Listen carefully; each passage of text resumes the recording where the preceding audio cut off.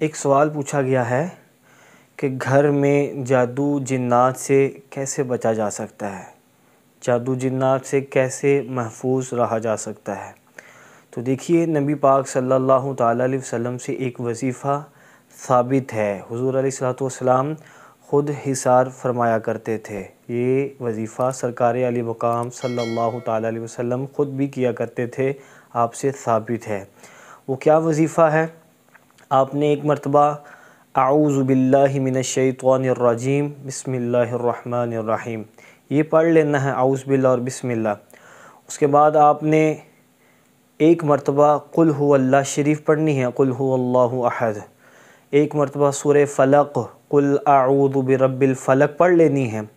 پھر ایک مرتبہ قل اعوذ برب الناس، سورہ ناس پڑھ کے دونوں ہاتھوں کو اس طرح پھیلا کے اس کے اوپر دم کر لینا ہے، اور دم کر کے آپ نے اپنے سر سے شروع ہونا ہے، اس طرح ہاتھ پھیرنا ہے پورے جسم پر، جہاں تک آپ کا ہاتھ جاتا ہے سیدھی طرف آپ نے ہاتھ پھیر لینا ہے۔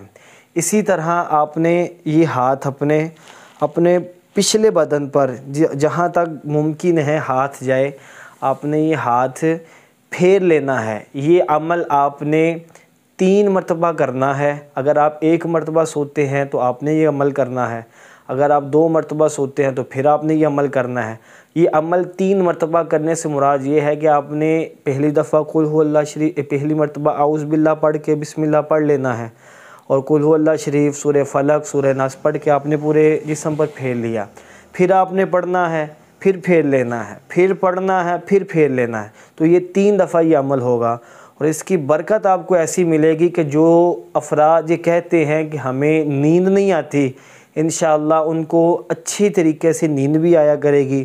اور جو یہ کہتے ہیں کہ ہم جب سوتے ہیں ہمیں گھبراہٹ ہوتی ہے، اس طرح لگتا ہے جس طرح کوئی ہمارا گلا دبا رہا ہے، جسم پر، بدن پر کوئی بوجھ محسوس ہوتا ہے، تو آپ یہ عمل شروع کریں، انشاءاللہ آپ کی ساری گھبراہٹ، آپ جو یہ کہتے ہیں کہ کوئی گلا دبا رہا ہے، انشاءاللہ الکریم یہ سب کا سب ختم ہو جائے گا۔